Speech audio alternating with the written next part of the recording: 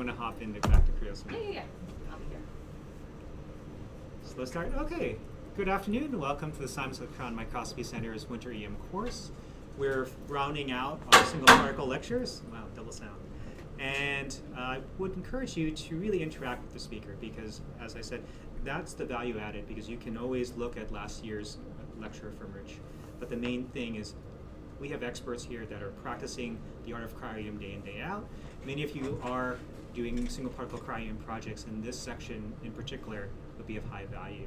So as I briefly sort of led off before I even introduce him, our speaker today is Rich Height. He's a professor at Sloan Kettering Memorial Cancer Center.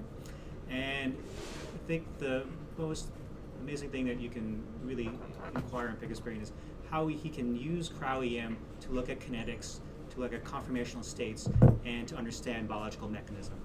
And no structural technique alone can do that, but in concert with electrophysiology, with X-ray crystallography, that can give you a complete picture. And you've heard a little bit about the intro of single particle by Joachim. You've heard a little bit about processing, and now this is probably the most crucial part. How do you start interpreting and validating structures that you have? So, Rich Height, our speaker today.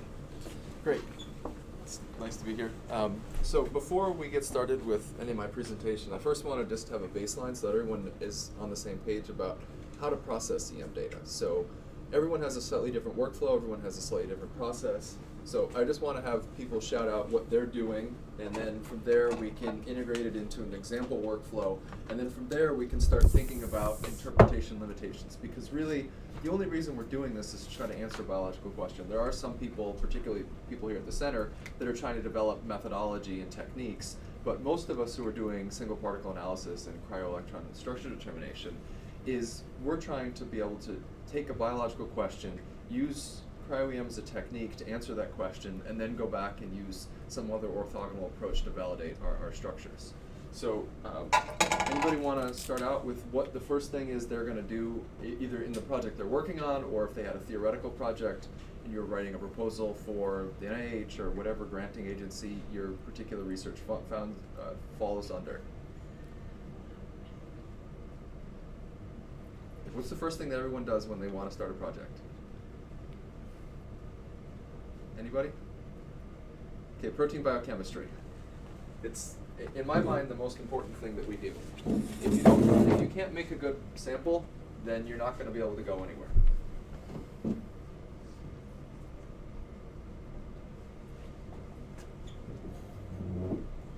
And we're going to come back to this multiple times during the seminar, but anybody have any examples of projects that they're working on that they'd be willing to share? So I'm doing an about vesicle fusion machinery and viruses. The virus itself is like 400 microns.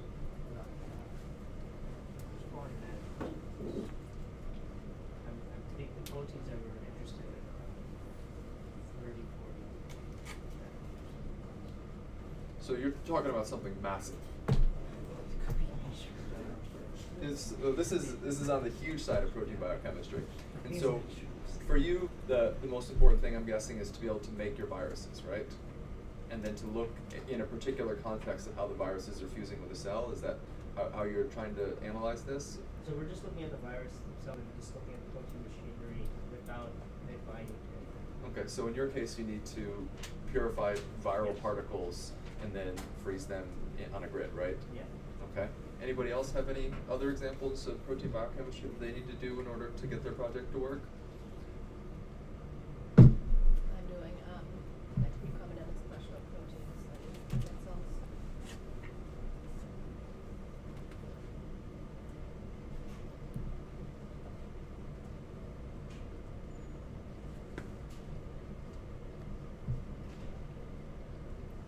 So some of the advantages of recombinant expression allow you to modify your constructs, add mutations, truncate, add things, fuse different parts together if you find that they're disordered.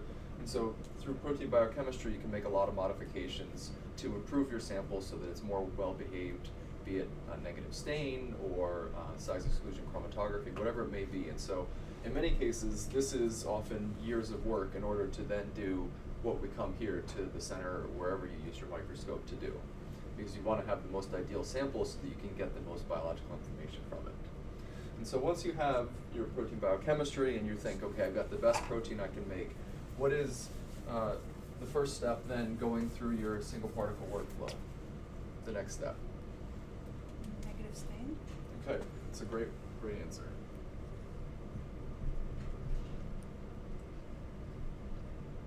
So what can we learn from negative stain? Well, the protein's there. An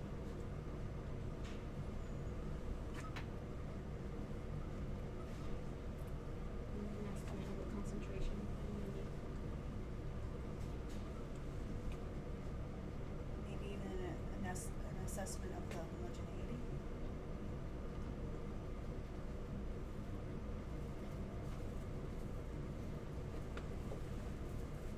And so after you've done your negative stain, one of the things you can do is you can go back to your protein biochemistry. You realize you don't make enough protein, then you can go back and either expand your cultures so you're starting out with a larger volume, or concentrate your protein further, or perhaps your construct is slightly unstable and it's getting degraded during your purification, so you need to make some modifications. For homogeneity, similar sorts of things. If you realize that a lot of your protein aggregates, you might need to either shorten your purification, add detergents, add glycerol, whatever it may be to stabilize your protein. If you have a complex and it's falling apart, perhaps you need to use graphics or some other cross-linking approach to get your protein complexes to stick together a little bit better, so that in the end you're actually looking at an intact complex rather than just the constituent parts. Particularly if your question of interest is how do these protein complexes assemble or disassemble, or how are they regulated. And so once you're now happy that you've gone through your negative stain, you have a well-behaved sample, it seems to be fairly homogeneous, you have enough concentration, what would be the next step that one might take?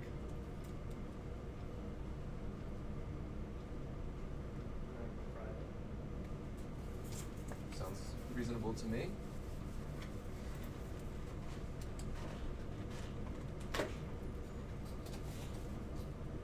So how might you go about that?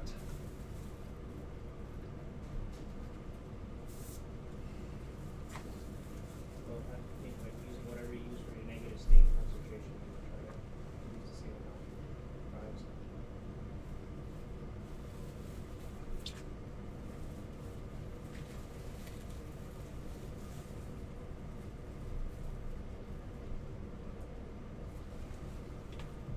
Any other things that you might want to try to optimize at the very beginning of your cryo?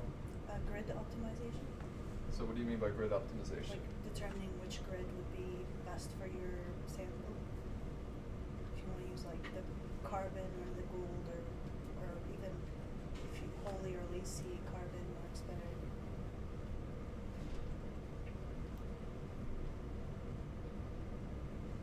Those are all great things to do. And so how then can you analyze these two things? So say you've got your 10 different grid types and you've applied your protein to it.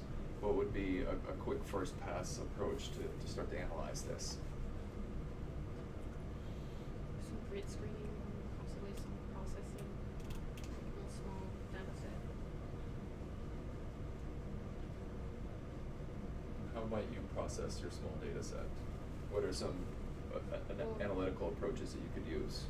There's rely on. Well, more specifically, so within your data, say you have 100 images that you collected in an afternoon, what would be the way to start to analyze those? I mean, first visually, just visually.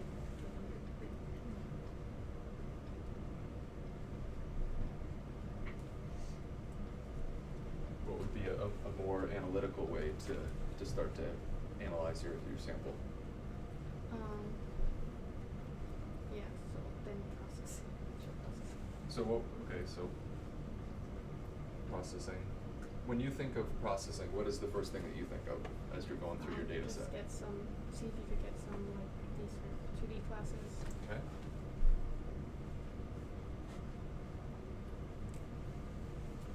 So what would you learn from, say, a set of 2D averages? Like if your complex is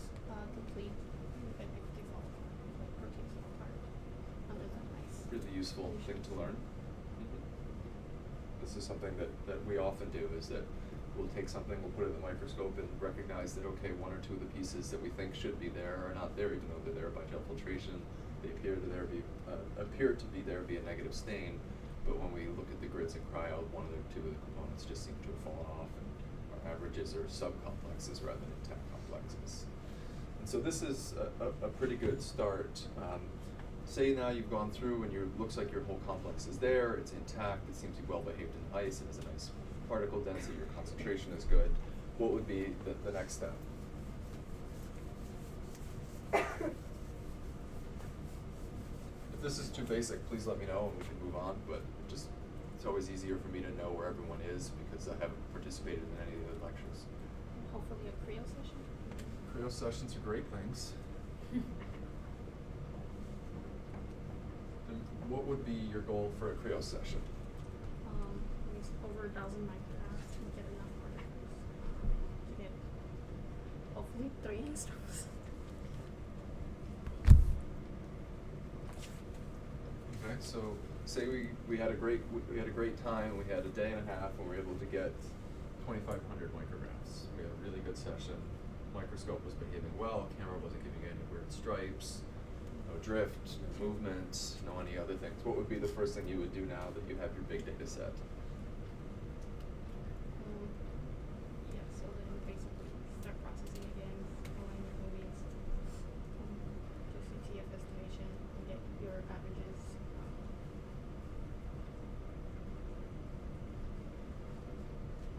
What do you mean by averages? 2D classes and your 3D classes. So what do you learn differently from 2D classes and 3D classes? Yeah, so your 2D classes are just use, your 3D classes are like more of different conformations of the protein. Great. So say you've gone through, you got good 2D classes, you picked a 3D class that you think you like. What would be kind of the final step that one might take? So like 3D refinement and decent map, take a model for.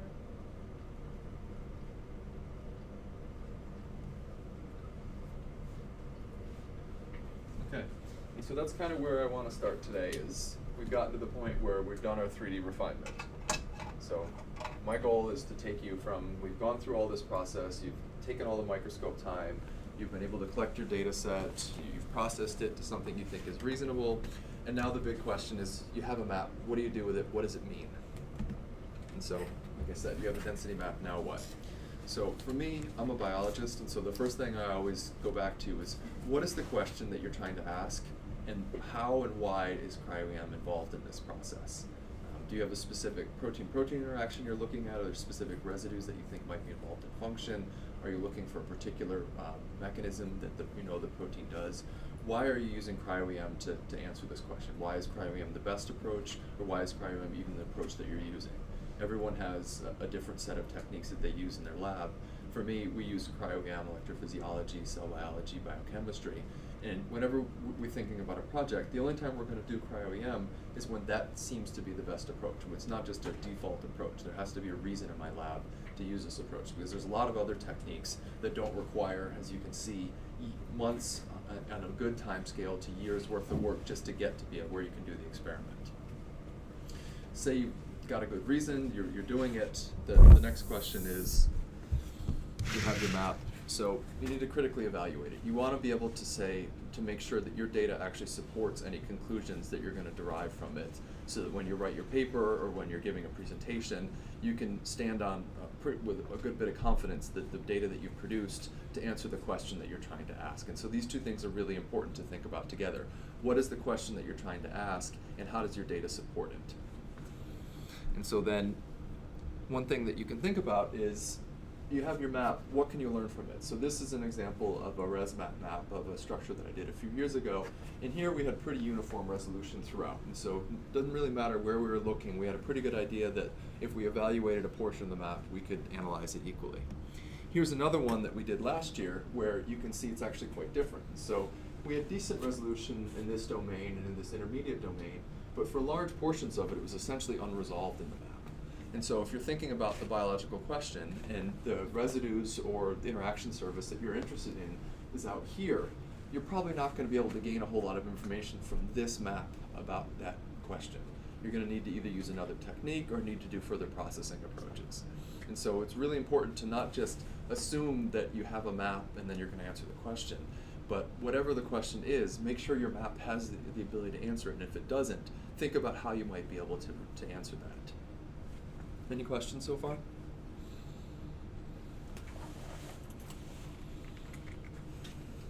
Okay, and second question, what additional evidence do you have to support the hypothesis that your density map faithfully represents your protein of interest? And so you've gone through, you've done all this, you can do your biology, you can do your biochemistry, you go through all your processing, and you want to make sure that what you have a structure of is actually what you think it is. And so what are some alternative approaches that you can use to start to validate that? And so one is if you have a functional assay. Sometimes you purify a protein, in the end it's non-functional. You want to know if it's non-functional, what then can you learn from it? Because oftentimes a non-functional protein can give you some information, but it may not be able to give you the same information as if you have something that's fully intact and you can reconstitute biochemically. And so in this case, I generally work with ion channels. So these are electrophysiological traces of the channel that I just showed in a dose-response curve to calcium. So in the absence of calcium, there's no channel current. And as we go to higher and higher calcium concentrations, now the channels start to open up. And so this suggests that the channel that we're working with, when we do our biochemistry, it stays intact. And so the results that we can get from it should be reproducible and should have something to do with the functional state of the complex. Other way you can do it is from a structural approach. Say that there's a crystal structure or another EM structure of a particular domain or of the entire thing in a different conformation. If you can see very good correspondence between these two, that gives you additional evidence that the structure you've determined is right. Because sometimes, despite the best of our abilities, the structures that we end up with aren't exactly what we think they are, and so you want to have some alternative or outside method to start to validate this. And so if you can do both biochemistry or functional analysis plus structural analysis with a related or a homologous protein, then those two things can really give you good, strong evidence that the structure you have actually is important and is relevant to the question that you're trying to ask. The next thing is, now that we've gotten a little bit of a baseline, we can actually go through some of the approaches that you can use if you don't have all these other things. So one of the things is map validation. So even if you do have a good map and you know that it's right based on comparisons with other proteins, it's still really important to validate your map. And so what does this mean? There's a couple different things. One is, what is the effect of your initial model? So this, a few years ago, used to be a huge problem, and has gotten much less of a problem now that we have Cryo-Spark and Reliant has its SGD approach. But it's still really important to understand what is the effect of your initial model. So has anyone here generated an initial model? How did you do it? I clicked a button in Cryo-Spark. And so how did you know it was right? Just on my expectations, I guess. What sort of expectations did you have going in? Knowing what sort of the class of the protein looks like, sort of like mushroom shaped. So if I got a mushroom shaped initial model out, I felt fairly confident. So you're using structural data of related proteins? Yes. Okay. Has anyone else used Cryo-Spark or Reliant or EMAN or any of the other various approaches? I used Dynamo. Mhm. And I did a similar method. It looked like protein, the same family of the species that we assumed it was correct. Those are both great ways to start with an initial model, but sometimes, unfortunately, you don't have that. And so another approach is, rather than just using Dynamo or Cryo-Spark or Reliant or one of these, if you take 4 or 5 different packages and you get relatively similar looking models, then that also can give you some evidence that the initial model that you're starting with is probably correct. And the reason the initial model is so important is something that used to be a huge problem and is less so a problem now that we can get to sidechain resolution a little bit more commonly, is the idea of Einstein from noise. So is anyone familiar with this idea? It's model bias. Exactly, model bias. So we're starting out always with noisy images. They used to be much more noisy when we were working with CCD and film, but they're still quite noisy. The signal to noise of an average particle is quite low, particularly if you use a low defocus and you're trying to get to a high resolution. The high resolution terms are essentially 0 in any one frame, but by averaging many frames together and many particles together, you have enough signal that you can work with. But the idea of this is that if you start with a random image of noise, and you start with a reference of, say, Einstein's face, and you take 100,000 or 10,000 images of white noise, average them together, white noise, and use that as your model, you're going to end up getting Einstein's face back. So this is a reconstruction of Einstein's face from white noise images. And so this is something you really have to be careful of. And this becomes even more important when you're heavily masking. And so approaches like CryoSpark, and if you're doing multi-body refinement or any of these various approaches in Reliant where you're using a mask, the mask can really bias the reconstruction that you end up with. So you need to be sure that when you're done with calculating a reconstruction using a mask, you can get a similar, or if not identical, reconstruction without the mask, because the mask imparts information into your reconstruction. And so even if you're starting using the gold standard approach, where you have two totally separate data sets all the way through, the mask itself is constant between both of these, and the autocorrelation function of the mask actually imparts information on your data set that is dependent on the mask. And so both stacks will end up with some of that information due to the mask, even though the two particles have never gone through the same round of refinement together. And so these are things that you have to think about as you're working through, particularly if you're looking at just a very small domain of a protein, and the only way you can see it is with a very tight mask. Anybody have any questions on that? Can you give us any examples of publications where, or stories, horror stories, where you had model bias outside of this? So one of the classic examples was maybe 5 or 10 years ago on one of the most important proteins that a lot of people study, which is the HIV trimer. And so people had spent years and years trying to determine a high-resolution structure of the HIV trimer using single-particle cryo-EM. And many groups, and being able to get the first one would have been a huge accomplishment and probably would have made someone's career. And so people worked very hard on this, and I knew quite a few people personally who worked on this and weren't able to get a high-resolution reconstruction. This is back in the days before direct detectors, and so your signal to noise is abysmal. If you wanted to get a high-resolution reconstruction, you generally needed a virus or a 2D crystal or something where you'd average millions of individual particle images together. But there was a group that was able to report a reconstruction at around 5 angstroms, if I remember correctly. And when people went back and evaluated it, it appeared actually that what they were able to do was give a reconstruction of the mask that they used. And so they used an extremely tight mask all the way through. They used a tight mask during picking, they used a tight mask during refinement and classification. And so when other groups took the same data and tried to reconstruct the same model without the mask, they ended up with nothing. And so it appeared that they'd actually done this Einstein from noise, or that was the conclusion of several outside groups that took the same data and were unable to reproduce the result. That by using a very tight mask and by using a very high resolution model, this is another thing about initial models, is you often want to low pass filter your initial model so that any data that you generate past a particular resolution, comes from your data rather than from your initial model. So if you're starting with a PDB, for instance, and the PDB is very high resolution, if you use that high resolution information and calculate a reconstruction that is at the same resolution, say you're using a crystal structure at 2.5 angstroms and you calculate an EM map at 2.8 or 2.9 angstroms, there's no way to know what information is new from your EM data that wasn't already there in the crystal structure. However, if you low pass filter your initial model from 2.5 to say 30 or 60 angstroms, then at a certain point, all of that information has to come from your cryo-EM data and can't be there due to your initial model that was already present. Is everyone following? Great. So if I start with 3D classification without filtering, Mm-hmm. with filtering, like say 60 angstrom, and then refinement, then I don't do any filtering, is that valid? It depends on what your initial model is. So say you start with an initial model of a PDB from some other structure. You use that for classification with a 60 angstrom low pass filter, and at the end you have a few classes that are between 4 and 6 angstroms, right? Then you take those maps and you don't low pass filter them, but you get something out in the end from your refinement that's, you start out with a 6 angstrom initial model and you get a 3 angstrom structure. Then at least the data between 3 and 6 was exclusive to your particles. The problem by using an initial model from classification is classification doesn't use what people call the gold standard refinement. The two particle stacks are not separate throughout, and so you can't be entirely certain that the correlations up to that resolution of 6 angstroms aren't dependent on one another. So there's not a true the Fourier shell correlation is not independent up to that resolution. Any information that you get from 6 angstroms and beyond is independent. And so that allows you to say the information at high resolution we know is not dependent on the initial model, and it's not dependent on the merging of the two classes. And so this is the approach that Reliant takes, is where all the data is always kept separate. CryoSpark uses this approach.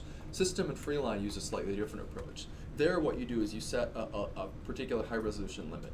So you say you have 500,000 particles, and you randomly sort class A and class B out, just because you want to have your two half maps.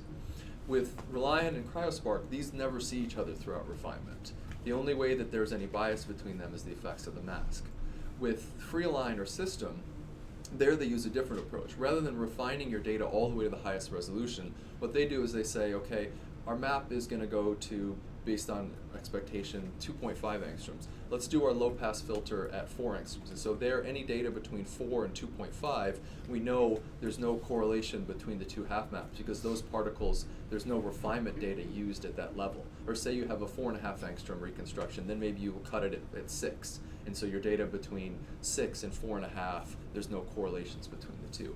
And so both of these are valid approaches, and you just need to be certain when you get your map at the end that there is some difference between the resolution of your reference and the resolution of your final reconstruction, so that you have some area that you can validate and say it's not due to a bias. Does that answer your question? Any other questions? Great. And so this is now a few years old. I think everyone knows CryoSpark, and there's other initial model programs, but when this first came out, it was really revolutionary. The ability to just throw in random data, it doesn't matter if you have a whole data stack, a substack, and be able to get an initial model that at least some fraction of the time you could believe. And by separating it out and pulling multiple classes, you could actually do classification without having to have an initial reference. And this is really helpful for when you had a very heterogeneous data set and you didn't know if what you were looking at were falling apart particles, broken particles, aggregation. You could just throw everything into CryoSpark and say ask for 5 initial models, come back a day or two later, and you can actually see what your data set says without having to have a reference in it to bias it. So this is a really nice way to look at heterogeneity in your data set without having to have even a good initial reference. Symmetry. So one other thing that is very common in cryo-EM reconstructions, particularly for things like viruses, is you often have many copies of the same protein. Sometimes the way that your reconstruction algorithm works, if these are C4, C6, C2, or icosahedral symmetry, the symmetry is built into the reconstruction algorithm. In other cases, we have what's known as non-crystallographic symmetry, where you have multiple copies of the same protein, but the way you do your reconstruction, you're not applying that information into the alignment or the reconstruction. And so say you have 3 copies of a particular protein in one domain, what you can do is you can look at the density map of those 3 copies, and if you know that they're supposed to be there and they have a similar fold, then they should be able to look very similar. And if you do real space averaging of the domains, you should actually improve your signal. However, in some cases, they're going to be in different conformations, and so you can see common features of them, but they're going to be, when you overlay them, they're not actually going to be the same because they might be in slightly different conformations. However, if you have 3 copies of something and they don't look anything related at all, then you might have to go back and reevaluate what happened.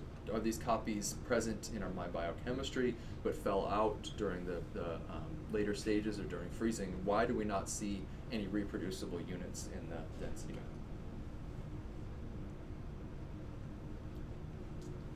Okay, tilt pair validation. This is, again, something that predated direct detectors, but I still think is really important, and particularly to get the handedness. So one of the issues that we encounter with cryo-EM is that we're taking projections. We're taking 2D images where we don't know which hand your images are going to be. And so it's equally valid to have the right hand and the wrong hand, but when you're actually trying to do a reconstruction and build a model into it, if you have the opposite hand, it's not going to be valid as far as the way that we know that all of our amino acids have a particular chirality. And so one way to determine handedness and also to determine the precision of your data is to take all of your particles, collect a image at, say, 15 or 20 degrees, go back to 0. So this was before people like NYSBC developed approaches to do 40, 50, 60 degree data collection reproducibly, before it was even reasonable, where if you went past 15 or 20 degrees, your data was going to be really quite poor without direct detectors. Now you can go to higher tilts, but for this purpose, you only need about a 20-degree tilt. So you collect a tilt, collect an image at 20 degrees, collect an image at 0 degrees, take the same particles, run them through whatever reconstruction algorithm you want, and then if you do a correlation of particle at 0 and particle at tilt, you should be able to calculate a plot. And so in this case, they had a 15-degree tilt, and you can see all of the particles are in this range somewhere around a 15-degree tilt along the tilt axis.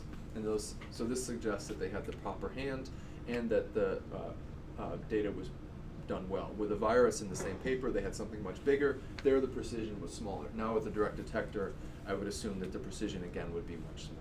So here, you have a fairly large spread of almost 20 degrees, just due to the fact that the particles were small and could not be very well aligned at the time. Has anybody actually ever used this approach? Does anybody use it here?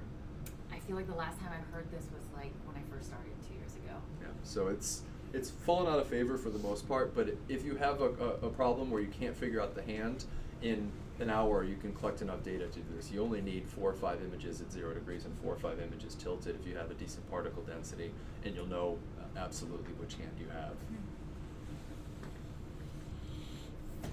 Okay, resolution. So this is what everyone always talks about with Cryo-EM. What resolution is your map? What resolution were you able to achieve? How did you get there? And so what is actually the meaning of a 4-angstrom map? What is the meaning of a 3-angstrom map? How does resolution influence our interpretation?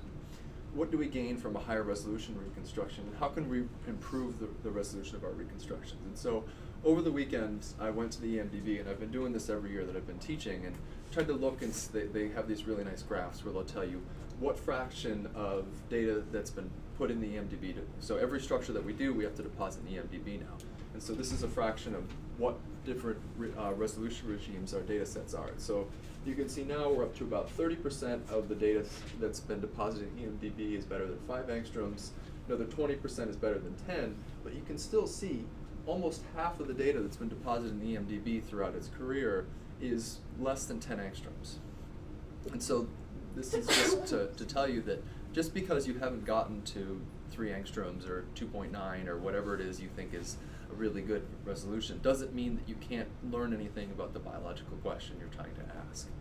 And so there's been a lot of publications and a lot of work that people have done for many years without having to even get to 10 angstroms. And so before we go any further, does anybody know what the meaning of a 4-angstrom map? What sort of things would you see at 4 angstroms? Individual beta sheets. That's one thing. Anything else?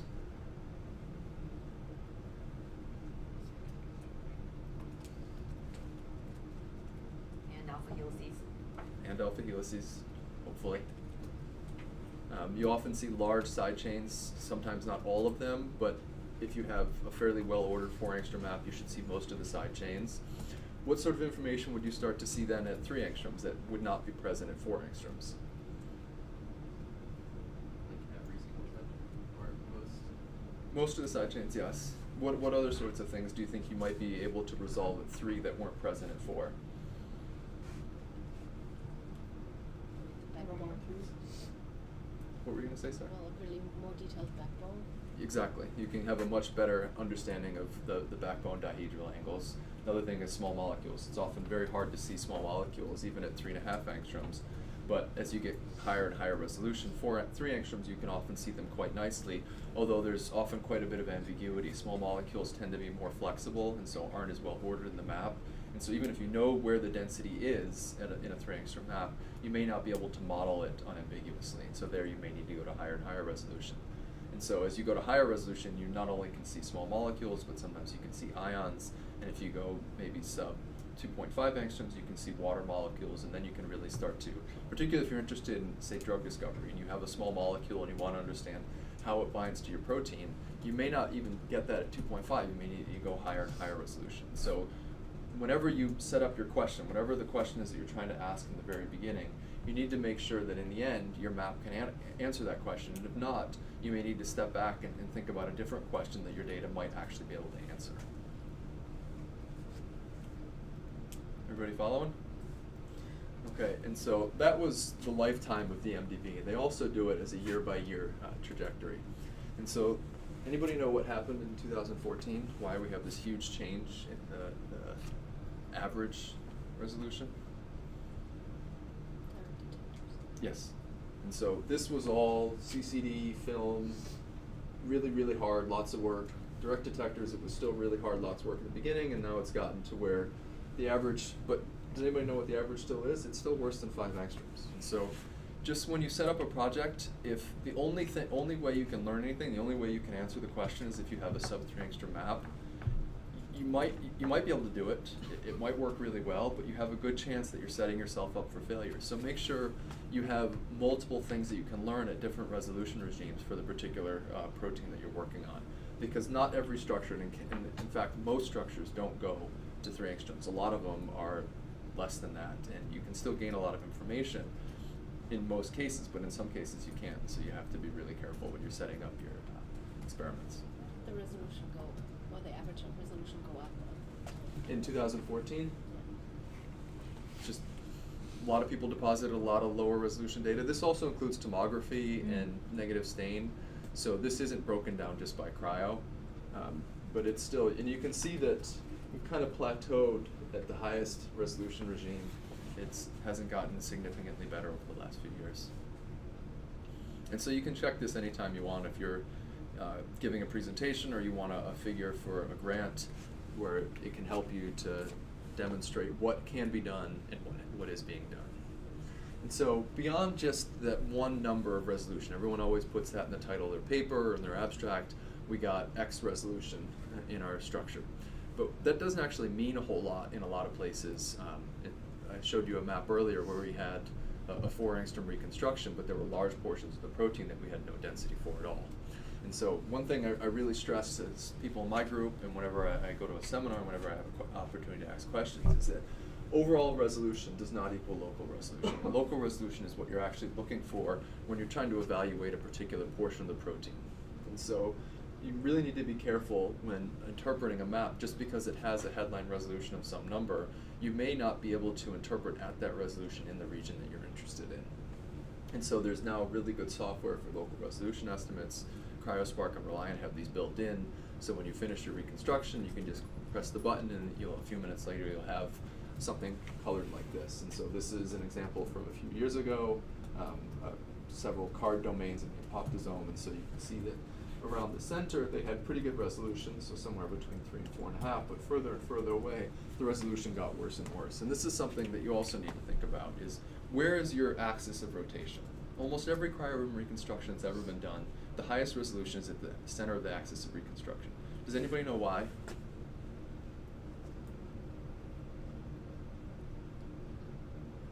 Things are floppier and more flexible as you go out. That's one reason, but there's another reason that's technical. So it has to do with the angular alignment, and as you get farther out, there's more variability in Yep. the same. Yep. So if you say you have 1 degree angular accuracy, and here's your axis of rotation. The further you go out, the larger this difference becomes. So the same angular accuracy is going to produce a larger resolute movement relative to the size of the protein. And so that's why it's really important to think about where you are relative to the axis. And later I'll come to some approaches with masking and multi-body refinement where you can start to overcome this. Because even if you have a very well-ordered map overall, sometimes just because you're so far from the axis of rotation, you may not have as sharp of features there, and just by simply changing the axis of rotation of your alignment, you can improve the resolution of your reconstruction locally without having to do anything else. Another thing that I find really useful, often because I'm looking at membrane proteins, are density slices. And so these maps can be really nice looking globally, but if you're looking very specifically within a protein, looking at density slices, so rather than looking at 3 dimensions, just looking at 2 dimensions, particularly if you're looking at different conformations of a protein, these can be a really easy way to evaluate local quality as well as conformational change. And so Reliant, Cryo-Spark, all of these can write out density sections for you, and it can make, it's just another tool to evaluate your reconstructions. And so high resolution noise substitution. So if anyone's ever done post-processing in Reliant, you've done this. You may not know it, but this is the whole basis for the idea of post-processing. Has anyone done post-processing? So what does post-processing tell you? Yeah, so basically, you sharpen your map, and you can see what B factor works for you. And so what is a B factor? Basically, you can figure out what point you'd be over sharpening. Let's say that, and it would have be your signal to noise ratio would be like wrong. And so why do we need to use a B factor with Cryo-EM data? Oh. Anybody know? I'm not trying not to put anyone on the spot here. Just these are open questions. And so one of the reasons is when we collect our EM data, if you think just about data collection quality, high resolution data is collected with much less precision than low resolution data. And so even though you're averaging many thousands of particles and you can boost your high resolution information, you're boosting your low resolution information up as well. And so overall, you're going to end up with much stronger low resolution terms than high resolution terms. And so your envelope function generally looks something like this. If you have really good data, it may look like this. If you have lower resolution data, it may be a really sharp fall off. And so by applying a temperature factor, you can start to flatten it out, and so you can evaluate your data at all resolutions equally. The other thing that post-processing does is it calculates the effects of the mask. So whenever we do post-processing, it wants us to have a mask. And so in Relion, you have your reconstruction, and you know that there's a huge amount of solvent. So similar to crystallography, we use solvent flattening to try to determine the resolution of our local reconstruction.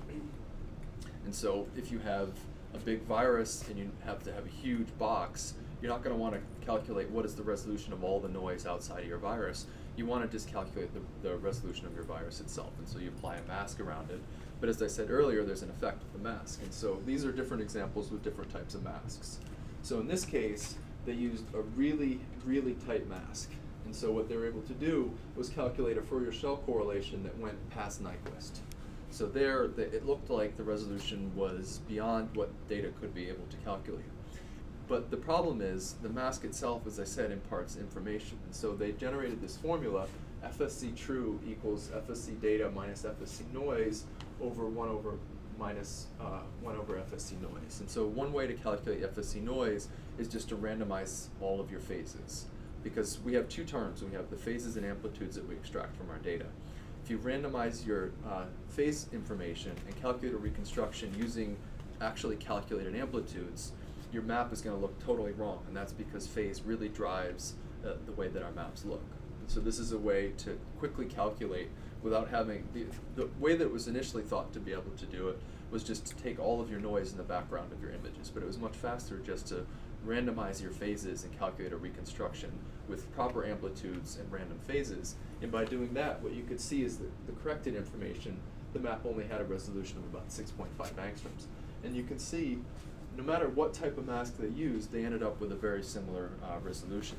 And so this takes away the effects of the mask. If your mask is too tight, you'll end up with an overinterpretation of the resolution. If your mask is too loose, then you'll end up with an underinterpretation. But by applying this formula, you can correct for the effect of the mask. And so this is what, when you report your resolution in a manuscript, you'll say this, whether it's because of the mask or not because of the mask. This is a way to get everyone on the same page and to have a uniform version of resolution. Everyone following? Great. And so one last slide about resolution. As I showed you, over time, it's gotten to where we've gotten more and more high resolution reconstructions. But here now you can really see the effect of 2014 in direct detectors going forward. And now almost half of the reconstructions that are better than 15 angstroms, this doesn't include the much lower resolution ones, are better than 4 angstroms. And so with the software and with the tools that we have, you now have a pretty good shot of getting a high resolution reconstruction if you're able to get access to a Krios, if you're able to get access to high performance computing, Relion, CryoSpark, whatever it may be, as the best software for your program. Okay, let's go through a couple examples of different maps. And so I did this last year. I went through the EMDB and picked a bunch of maps that had been done within the last week. And so this is an example of a micro-ED reconstruction. Do you guys go over micro-ED at all in the course? Next week. Next week, great. So micro-ED is really revolutionizing what you can do at the high resolution end of Cryo-EM. And so this is an example of a sub-angstrom map of a bank vol prion protein. So you can see it's just a short peptide, But you actually, these are individual atoms of the protein. So you're not looking at side chains, you're looking at the atoms that compose the side chain. And so here, you're at a totally different resolution regime, and so you can get information that would not be possible by single particle approaches. But this only works if you can form a very small crystal and then do a diffraction of it. So this is much more analogous to crystallography, but this is a cryo-EM density map. And so next week with micro-ED, you'll be able to learn more about this. And in addition to proteins, people have also started using this with small molecules. So say you have, I think there was a recent paper where they just took an ensemble of drugs they found in their, or small molecules they found in their lab, mixed them up, put them on an EM grid, collected data sets without even knowing what they were, and then used direct methods to phase it, and were able to calculate reconstructions of a half dozen or so small molecules at very high resolution. So this potentially has a way to really revolutionize drug discovery structure determination as you're trying to build more and more molecules and you want to quickly determine what their structures are. One question I always have about this map is that the hydrogens are not that clearly seen. Is that correct? That sub 1 angstrom, or you should see more clearly? I actually have never worked with a map at sub-angstrom, so I can't, I'm not the one to interpret. Okay. But if you talk to someone who works in micro-ED, or if you guys ever get Tamir to come, maybe you can ask him. He's the resident expert in this field. But I don't know about hydrogens. In some of the zoomed in maps in the papers, it looks like you can see density for hydrogens, but I don't want to say anything incorrect. And so now we're moving from the extreme to what you can hope to do in a really almost perfect cryo-EM analysis. And so this is aldolase, which again, most people don't care about from as far as the biology, but it's a really nice test specimen. Is it still the one you guys use routinely here at the structure center? One of the many. Right. Yeah. And so this is something that you can reproducibly get high resolution reconstructions. In this case, they were showing off that they could get a 2.6 angstrom reconstruction from a 200 kilovolt microscope. So showing that you don't necessarily need the Cryos if you want to get a high resolution reconstruction. You can do it with a very well aligned, very well maintained 200 kilovolt microscope. You can see great side chain information. Here you can now start to see water molecules that are properly coordinated. But again, the highest resolution is near the axis of rotation. As you get further and further away, you have these two things. You have more thermal fluctuation. You're also further and further away from your axis of rotation. And so small misalignments become larger misalignments at the edge. And one thing I want to point out, and something that really is important for us that working with cation channels, is that certain side chains aren't resolved the same. So you can see this histidine, some of the other ones, the isoleucine, the lysine, are really well determined, but you can see that some of the acidic side chain, or some of the other side chains, is that a aspartate or looks like a glutamic acid there, there's no density for the end of it. And so this is a real common problem in cryo-EM, is that we're often missing aspartates and glutamates in our cryo-EM density maps. And so those are the residues that you really need to be able to understand what they're doing in order to determine your mechanism. You have to be really careful because they're often just not present in the density maps for whatever reason. Do you guys still see this a lot, or is it, as you got into higher and higher resolution, has it become less and less of a problem? This is the first time I've ever learning about aspartates and glutamates being hard to resolve, so maybe Boxy can come. Yeah, I mean, it is a problem that if you, especially if you take a first few frames now, you can actually get around some of the problems, but it is the case. There is a drop-off. Yeah, and so what he was mentioning is that we normally collect data in the course of movies, and so 40, 50, 60 frames, whatever it may be. Aspartates and glutamates fall off the density, and this was something found a few years ago, that they're much more radiation sensitive. And so if you limit to just the first few frames, you may not have all the good low resolution information that you use to align throughout, but your high resolution information, particularly for aspartates and glutamates, is less damaged with respect to other residues. And so I think in the most current version of Phoenix Real Space Refine, in the refinement algorithm, they actually weight different side chains differently, because it's now quite clear that aromatic side chains are really much less sensitive to radiation damage than most other ones, and aspartates and glutamates are very sensitive to radiation damage. And so as you're interpreting your map, you need to be careful about what residues you're interpreting and why they might be more present or less present. So here you might think that this would just be an alanine or maybe a valine or a leucine, but it's actually not. It's just that radiation damage has blown that side chain off. Any questions? Okay, now 4 angstroms. And so for most of the ion channels that I worked with, this is kind of where we would hope to get is 4 angstroms. You can see the overall fold. You can start to understand some mechanism, but you're probably not going to get the high resolution details, the side chains, the water molecules that you could see in those high resolution maps. And so this is an example of a structure that came out in Nature a year and a half ago.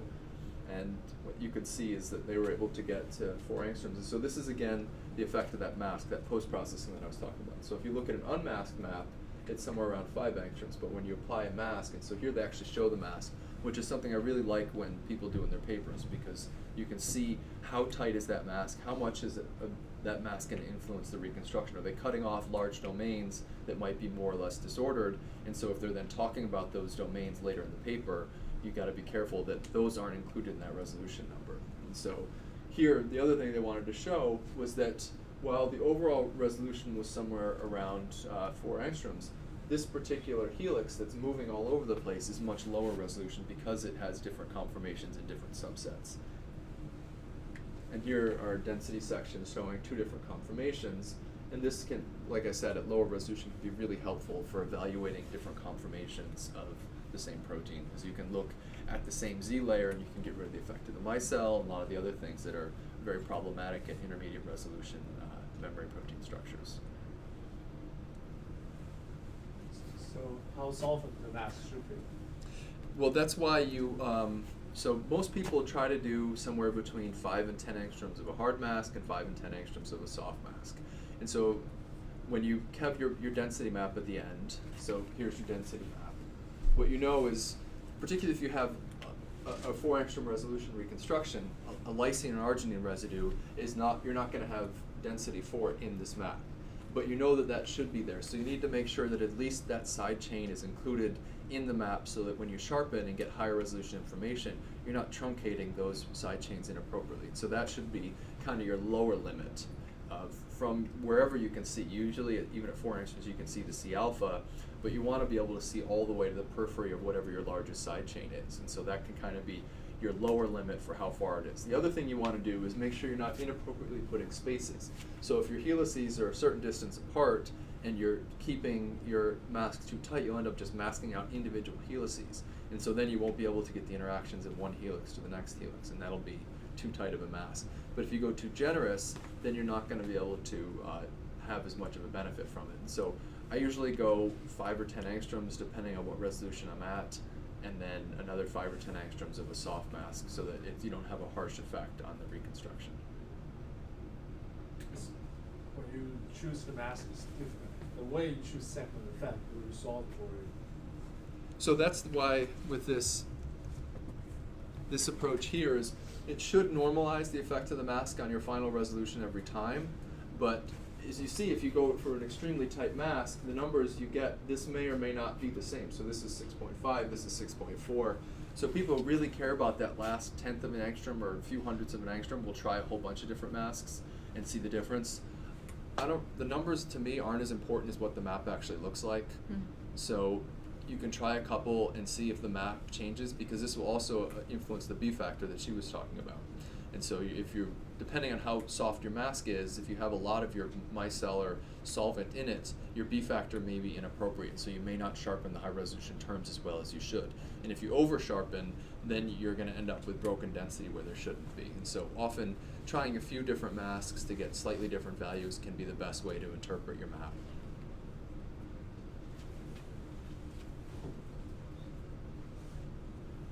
And so again, this is now looking using density segments. And so this is the same map that I showed earlier where they had low resolution or lower resolution on the periphery and higher resolution in the center.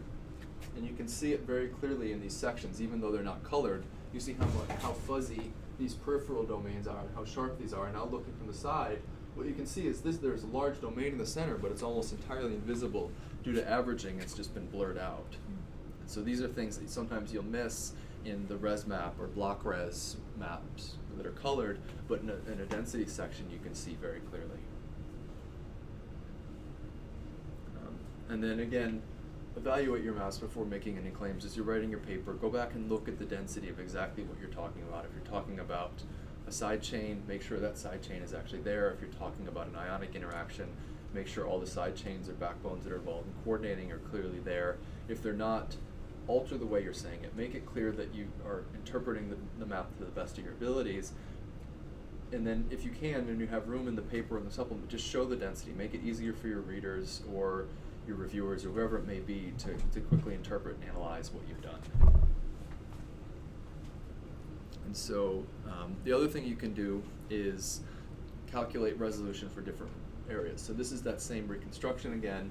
And so if they just do a resolution of these peripheral domains, it's around 7 angstroms, and as they go further and further to the center using a tighter and tighter mask, so eliminating entire domains, they're able to get a higher and higher resolution reconstruction. And so this can be important if you know that the only part you're interested in is near the core. You may mask large portions of the complex out to get a higher resolution reconstruction, but you just need to be clear what you've done so that it's easier to interpret for other people.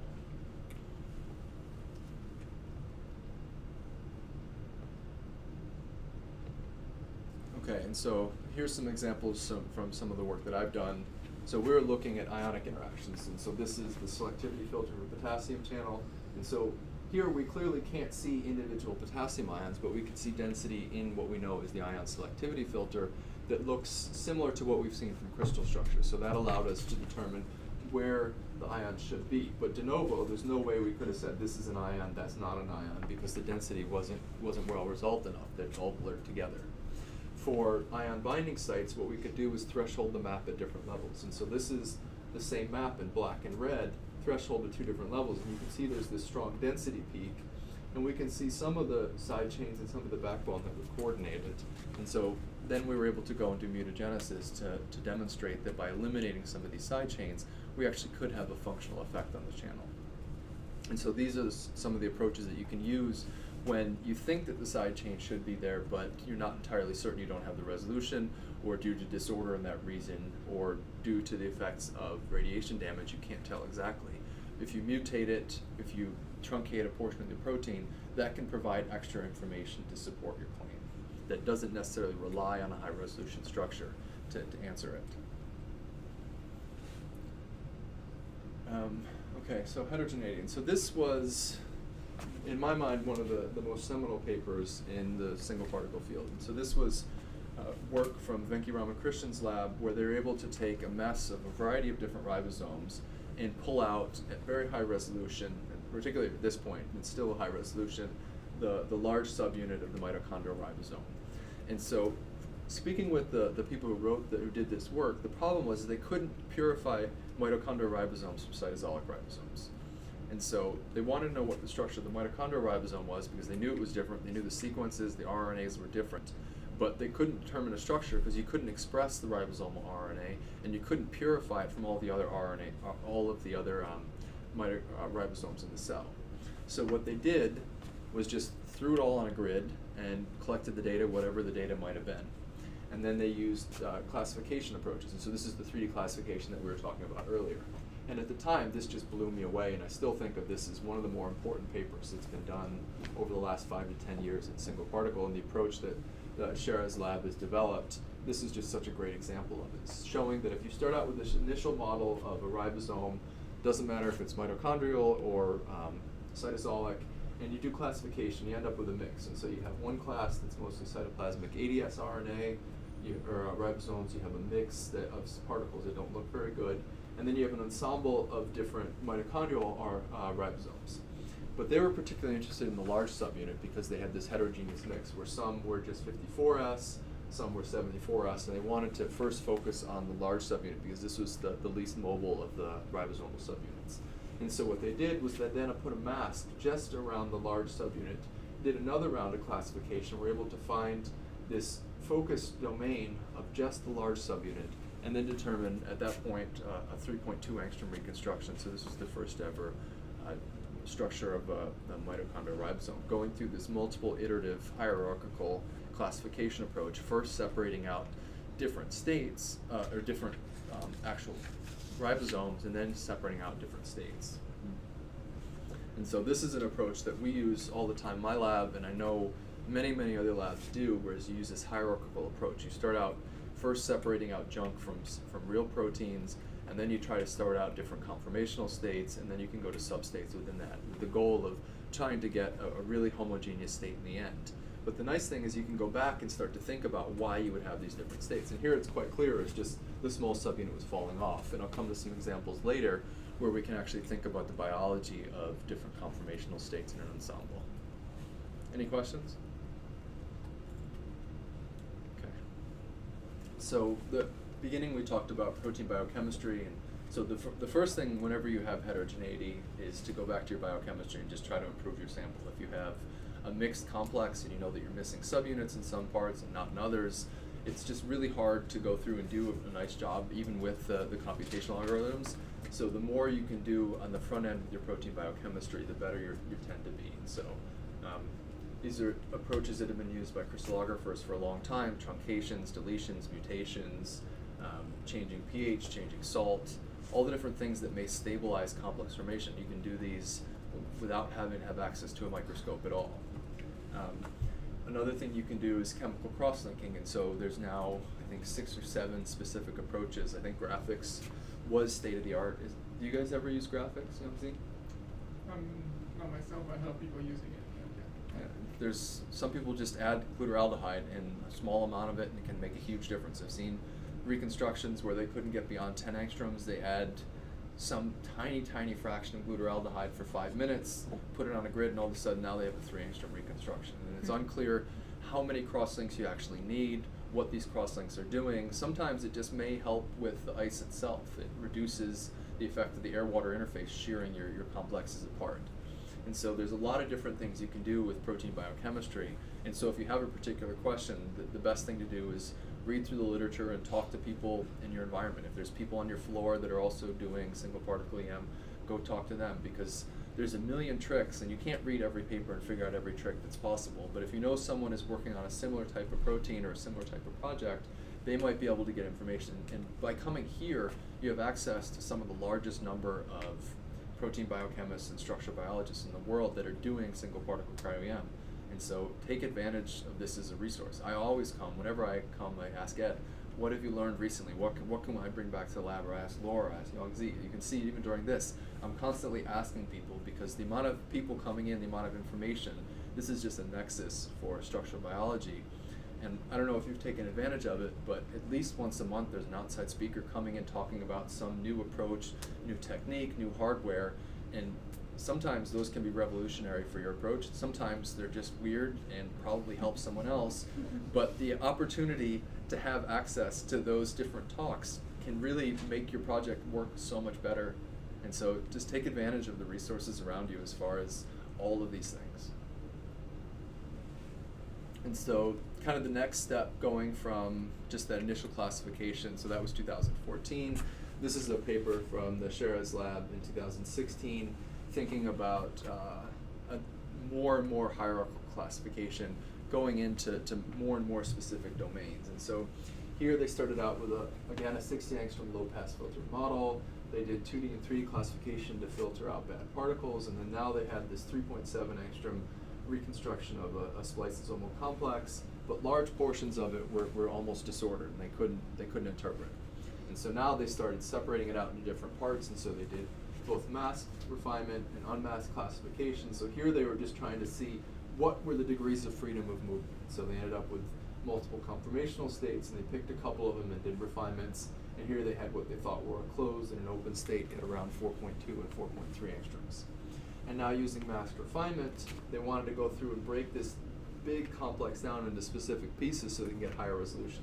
So here they went through and did head, body, and foot, and they got these to reasonable reconstructions that they could then interpret.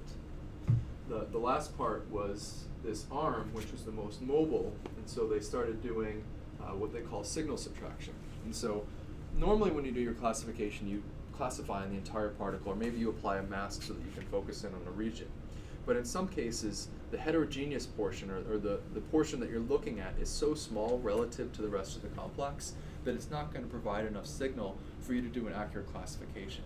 So what you can do is take all the rigid portions. So if you look at here, this is only a small portion of that large complex. So what they've done is they've actually taken these, and you go back to the original raw images and subtract the density corresponding from that, from the projections, and make a new projection of that particle. And so now you have a relatively large portion of your particle that corresponds to this mobile, what do they call it, arm domain, whereas before the head and the foot dominated, and so no matter what alignment you did, you would never be able to focus on this arm domain. By subtracting away the head and the foot, now you just have the body and the arm, and so you can focus in on these movements much more accurately. And here you can see they have different classes. They're not as high resolution as they probably would have liked, but you can start to interpret that domain in a way that would not have been possible previously. And so you can combine all of these various approaches, classification, better biochemistry, signal subtraction, to try to figure out what is the best way to deal with your data. And the problem with this often is just computational time. Each one of these steps takes time, takes effort, takes thinking about trying to set it up. And so a lot of people are just limited by computation. And so the more you read, the more you think about at the front end, the more, the better job you can do with the computational time that you have. And so and now the new state of the art is going a step beyond that, is they've almost integrated this signal subtraction and focus classification into an automated procedure that they call multi-body refinement. And so this is a schematic from their paper, again from the Shores' lab last year. So here's just the word MRC, and they think there's 3 different pieces that can move independently.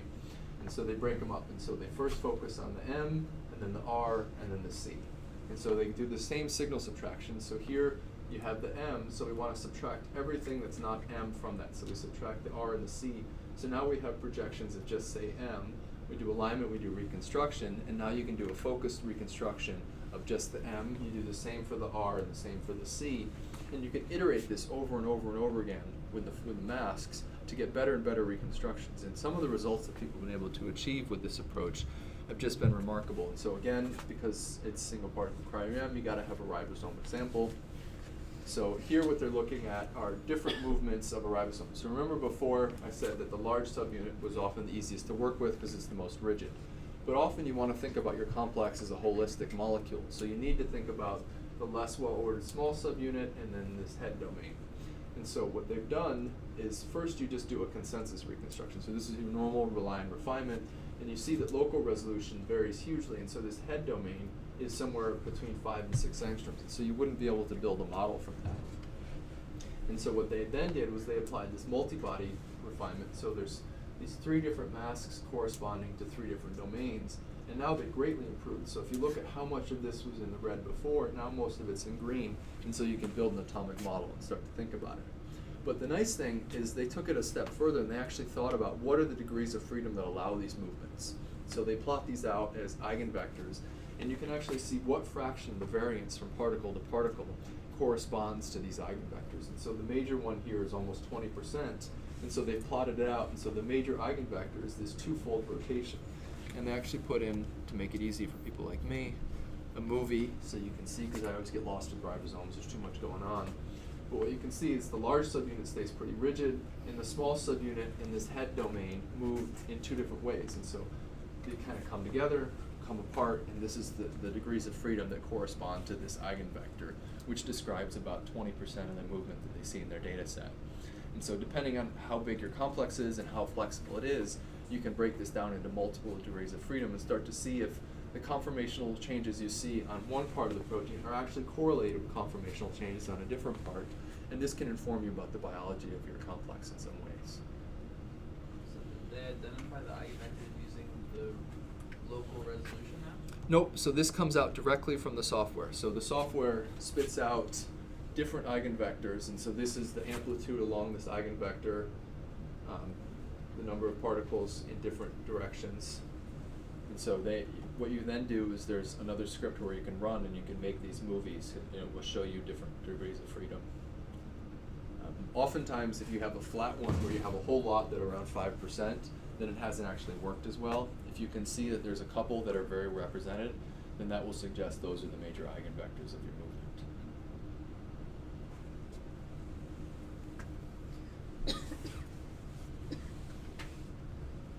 Okay, and so then one other thing is heterogeneity is not always a bad thing. So this is some work that I did a few years ago where we're working with an ion channel that we knew had multiple conformations. This was known from electrophysiology, but structurally we didn't know how many conformations it had. And so the way that we wanted to evaluate this was, rather than looking at one state, so under no ligand or some small concentration of ligand, or under saturating ligand where you may bias strongly towards one state or the other state, we wanted to sample a titration of different ligand concentrations and see what the effect of that ligand was on channel conformational state.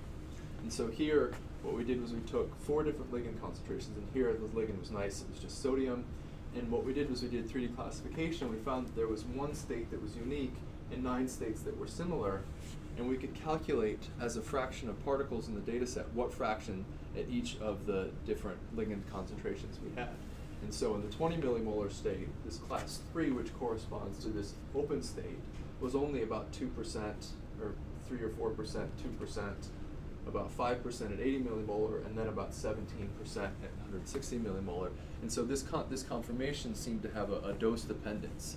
We then calculated it again at a higher concentration, so here at 300 millimolar, and it was about 80%. And so we had this clear dose dependence of conformation that was directly related to conformational state.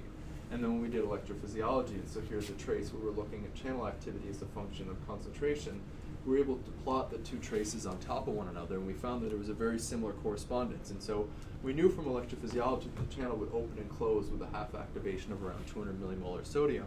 And it was really gratifying that by single particle cryo-EM, we actually had a dose dependence where the half activation was again around 200 millimolar. And so the conformational changes that we could see by cryo-EM were directly related to the conformational changes that were occurring with channel activation in a membrane. And so this is one example where the conformational heterogeneity that we had in our sample, we didn't want to get rid of it because it was actually informing us how the channel was behaving. And so this is something that we do in my lab now and other examples where we're trying to learn about specific conformational changes and how the dose dependence of different ligands regulates them. And I think that's the last slide that we have. We have a few minutes left, so be happy to take any questions or talk anything else, or if you guys are done, then we can head out. I have a question. Yep. So in terms of heterogeneity, Mm-hmm. you've worked with a lot of different proteins across different classes. What would you say is the percentage of heterogeneity that you experience in like any given protein, any given construct, any given activation state or whatever? So there's actually multiple problems with that. One is that some proteins, only a small fraction of them you can actually align to good resolution. Okay. So if you're working with a megadalton protein, the majority of your protein, Sure, if it's biochemically stable, will probably be able to fit into some class that you can understand. If you're working with a 60 kilodalton protein, you end up with huge problems with alignment. A lot of your particles, even though they may be well behaved, they may be entirely built biochemically, but just due to the precision of alignment, due to low signal to noise of your particles, Sure. and due to maybe bad ice, you may have a large fraction that you don't know what state they're in because you can't align them. And so then you have this problem where a third or sometimes 70% of your particles, you don't know what they are, and so then you're only working with a small subset, and that may be biased. And so in some cases, a small protein, it's really hard to use this approach because you don't know what most of the particles are, because a lot of them, you go through your 3D classification. Just like this example here is they had, after 2D classification, almost 500,000 particles, but they did their refinement on only 140,000. So it's unclear what happened to those particles. You can go back and do more evaluations and more structure determination potentially on those, but this makes it difficult to say, maybe this is 30%, but maybe it's just 30% of this subset, and if you look at the larger population, it's only 5%, but that subset tended to be at higher resolution. And so thinking about what fraction of particles belong to a particular state is something you really have to be careful with. And so one of the ways that we did this study, and I wouldn't recommend doing it this way, is I manually picked every particle in this data set, so we were able to get rid of things that we knew were false positives. And so, I mean, it took a while because this was almost 1 million particles to manually pick, but it allowed us to know that every particle that went into the data set was a real particle, and it wasn't a false positive due to noise, it wasn't a carbon edge effect. And if you do auto picking, all of these things will go into your particle picking. which makes it really hard to then know, is this, you have a subset, and so you know your distribution within that subset, but what causes it to fall in that subset can be a confounding variable that's hard to understand. So how much flexibility is too much flexibility?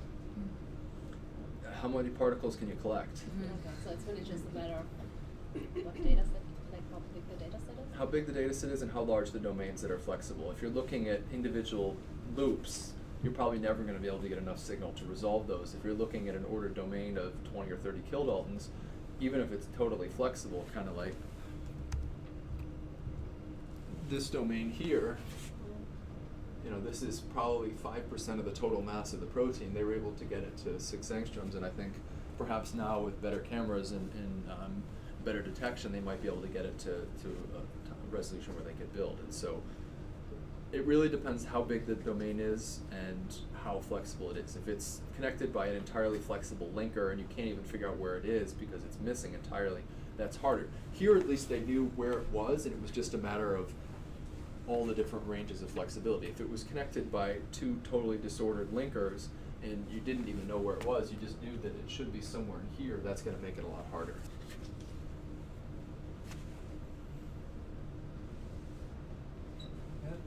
I just want to ask a stupid question. So, let's say I have a particle subset, and without any mask, and after refinement I get one structure. Mm-hmm. And if I use mask, I get another. So, Do they look differently? it just partially looks a little bit different. Let's just talk about the structure within the mask. So, what could that be? So some masks, like as I said, have very strong effects. So this is something we often encounter, that because most of our proteins are membrane proteins, we have this disordered micelle. Here you can often see the effects, this random noise around the edge of where the micelle should be depending on thresholding. If you try to take your mask so you eliminate the micelle, if your resolution's not high enough, you end up trying to align your micelle into the mask, and you end up with a reconstruction that just looks like the inside of your mask. Particularly if it's a domain that's not well ordered, this can be a real strong problem, that you start out with something that looks like what you would expect it to, you add a mask, say here, we want to get rid of this large cytosolic domain and focus just on the transmembrane domain, and we put a mask around it. If the mask we use is too tight, we'll end up with something that just looks like the mask and not like the protein. And so in my perspective, I would try a different mask until you get something that is more comparable to the reconstruction that you have, and then you can slowly shrink the mask so that it makes sense. So if you start out with something where you have a very loose mask and it looks like something without a mask, then you're in good shape. But if you have a very tight mask, it looks entirely different. Maybe you can try some intermediate masks to where you get to kind of the trade-off between a tight enough mask that you can focus on the domain you're interested in, but not too tight that it doesn't work. So if we go back to the other slide, This one? yeah, that one. So like those smaller, like where it's masking those smaller like arm and body regions, I'm wondering like if there was a significant like movement, how would you mask that? Would you create you're saying you would create separate masks, like one where let's say a protein was here and another one where it was here? What you can do, if you know that there's no other protein around there, is you can just make this portion really generous. So you can dilate the mask here maybe 20 angstroms, and here where it's going to be more rigid, only 10 angstroms. So you don't have to have the dilation from the protein the same for every portion of the mask. So that if you know one part is really flexible and adopting a lot of conformations, you may make a bigger mask so you're not going to truncate that, and then the portion that's more rigid, you can make a tighter mask. Question from YouTube. This is from one of the students, Kuk-Chu Kim. I was wondering if you have encountered any issues from anisotropy when selecting out a small subset of data particles for classification from heterogeneous data. So we generally, if we have a problem with preferred orientation, it's generally at the front end, at the very beginning. When we do our initial 2D classification, sometimes we'll see that we have a lot of top views or a lot of side views. Generally, when we do classification, we don't encounter that unless it's a very focused classification. Then sometimes you'll end up with a view that gets very dominant, and often that means that you need to either use a different mask or rerun your classification with slightly different parameters. Particularly if you're using a very high t-value in Reliant, sometimes that can bias your classification in strange ways. because you're changing the relative weight of data to the model. And so then you can end up where it's really trying to get to high resolution. By doing so, it's only taking one view, because if you're just looking at one view, you can align those particles really well, whereas if you're taking a full ensemble of views, you may not be able to align them as well. Have you had this problem, Lindsay? I mean, Because you guys have worked with some really yeah, so preferred actually, orientation problems. So it's funny, and sometimes it can be preferred, and when you try to tease it out, the data set is heterogeneous. There are part of it, like there's a ribosome assembly unit, so some of them are actually more preferred than others. Yeah, kind of because how they are kind of examples. So you might get a case where you classify out and you find that something you classified is more preferred. And that makes some biological, alchemical sense, but it's definitely annoying as well. Yeah. So just like always, every time you do a classification, do a refinement, go back and evaluate your map and make sure that it makes sense. If you're getting things stretched in one direction, then maybe run a 2D classification and see, do you just have one view in that subset, and maybe then that subset isn't one that you want to focus on interpreting too much. I think one thing to watch out, so I think cryo-sparks definition, I think they tend to pull out different views a bit more. So if you have like just a few views, it might classify based on views instead of based on actual like differences in class. Yeah. And just like anything, if you have 6 different initial models, try them all in refinement and see which one makes a map that is most interpretable, most understandable. It's a guessing game in a lot of ways, and so that's why the more variability, the more different things you can try, the more you're going to be able to learn. And so that's why some people just want to rush to get a high resolution reconstruction as fast as you can, and that's great if that's what you're trying to find, but oftentimes taking time and really thinking about your data processing workflow, you can learn more perhaps about your protein of interest and maybe something really interesting biologically that you could go back and then continue to work on.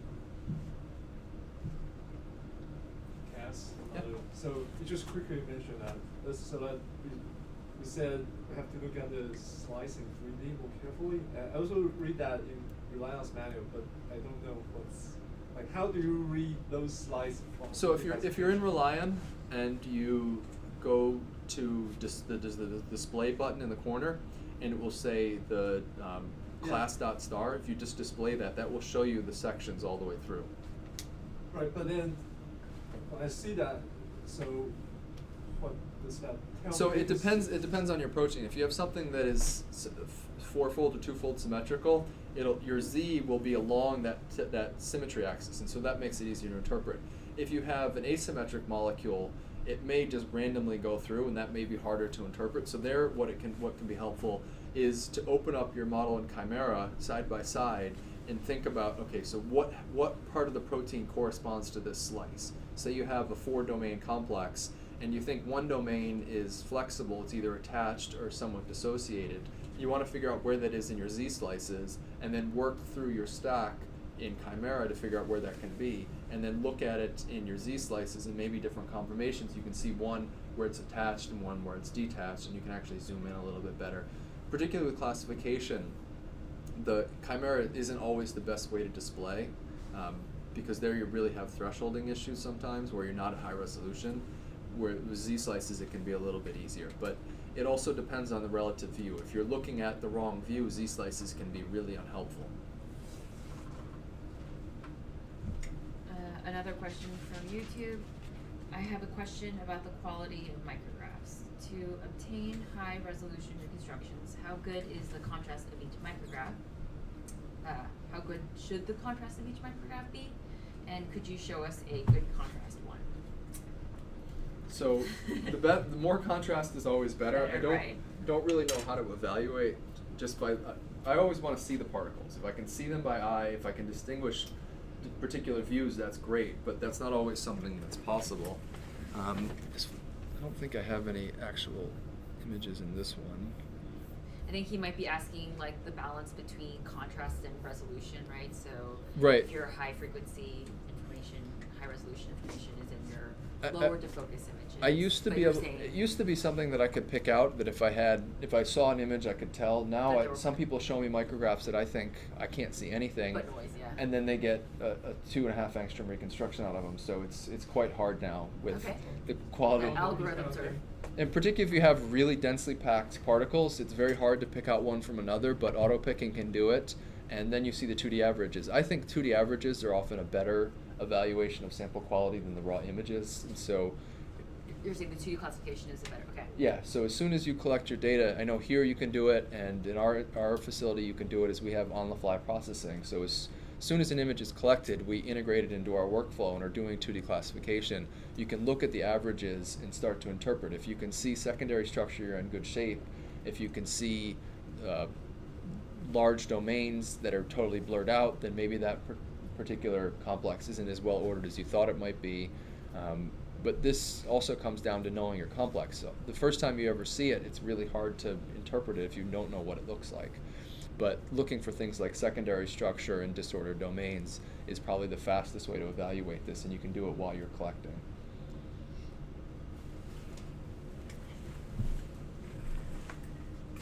But as far as examples of good images, look in the supplement. Every paper now shows a relative image, and so I would take the examples of papers that I showed. So go through and look at ones where they can get a high resolution reconstruction. Look at the representative images, and you'll be able to get a good example of one. Often, just looking at the raw images, you can't tell something that's going to be 4 angstroms and something that's going to be 2.5. You may look at them and think they're going to be the same, and sometimes it's just due to the internal order of a protein versus internal disorder.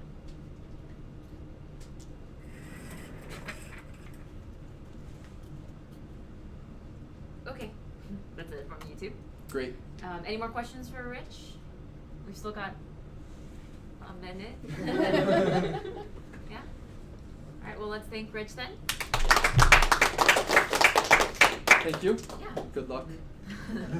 Happy processing, yeah. So for this message, will be actually the thing that Rich was talking about. Gilles will be doing about the HIV primer thing. Yeah, the article from the past, which was the weird one, and actually recently in bioarchive they released